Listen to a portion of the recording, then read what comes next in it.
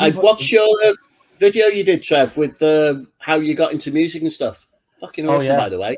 Very good watch. I really enjoyed it, mate. Because it's always nice to see how other people get into things. Because you just presume everybody's like yourself. And as you say, it's you're finding all this music that was there. Like for me, like I bought my first album in 1980, so I was just getting into the music I got into. It was like your Saxons and AC/DCs and the first couple of Iron Maiden albums and all that. And then it was from then. It just kind of went from there. So I got only my second. Oh, I did have a couple of the football, but I did actually. It's quite hard because you get into the music as your mates get into it as well.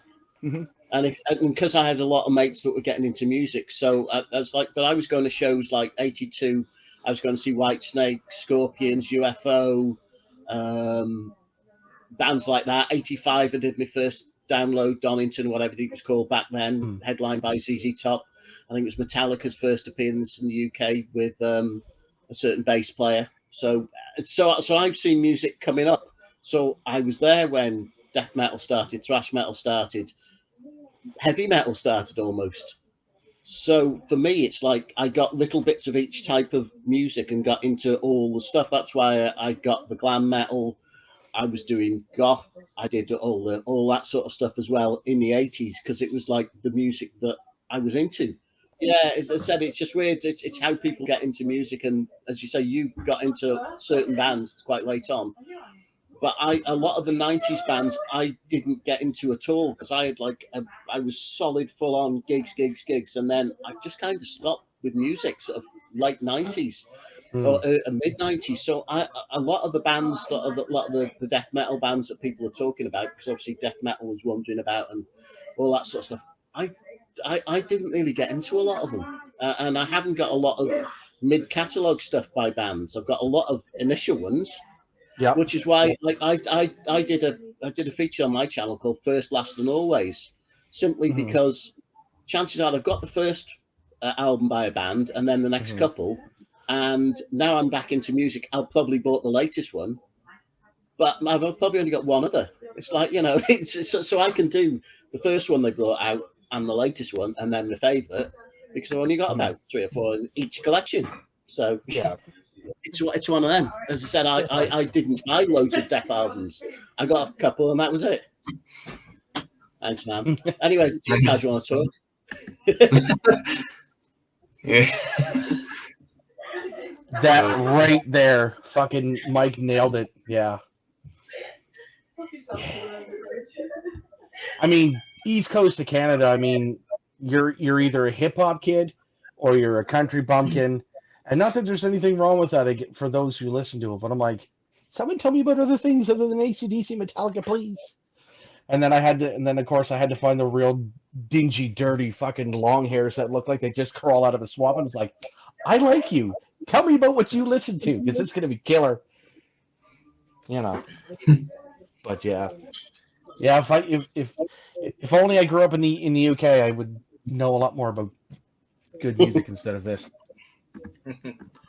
Yeah, but like where I grew up in Ireland, like a very small town, but for some strange reason, everybody that I hung around with in our estate, like everybody was in the metal, which was great. Like, we had a lad who worked in Sound Cellar in Dublin, a friend of ours. I don't know if you've heard of Sound Cellar. It's probably the most famous metal store in Ireland.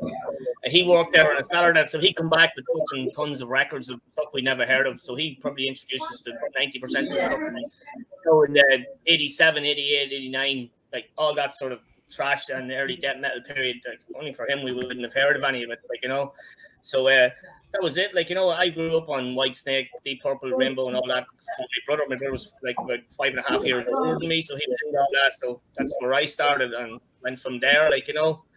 So whatever he was listening to, I was listening to, and then it progressed. Then yeah. I was around for the good part of thrash and the good early start of the death metal, the early obituary stuff, and seeing Massacre in 91 when I was 18. That was just fucking mind blowing. When you're that age, nice. Immolation, savage.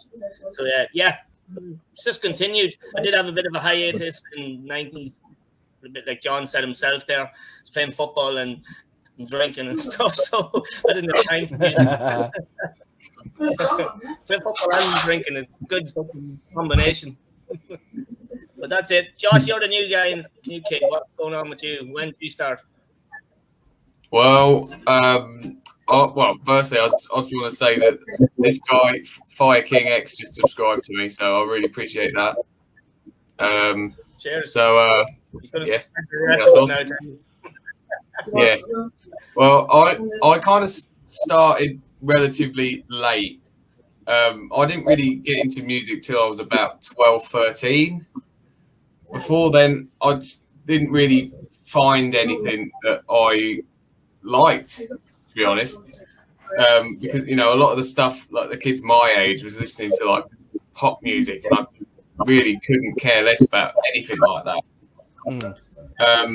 But then my dad introduced Metallica to me at 12, and that was it after that.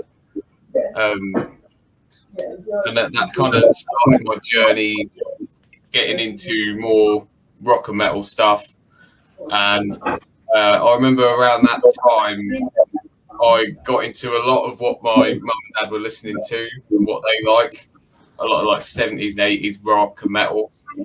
And then I sort of started learning guitar when I was about 14, 15. And that really helped getting into a lot of bands, a lot of different music around that time. And from there, I kind of found my path in what I liked and what music I wanted to listen to. And from there, I got into a lot of the thrash metal stuff, a lot of like hard rock as well.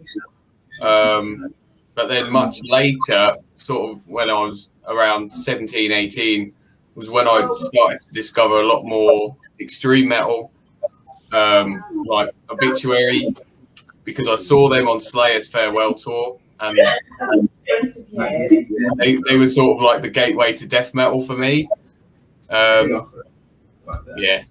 gig was actually really awesome as well. I was 18 that was a few years ago now, but that was a big one. And also I saw Iron Maiden around that time. You might have seen I've worn the Legacy of the Beast t-shirt a lot, and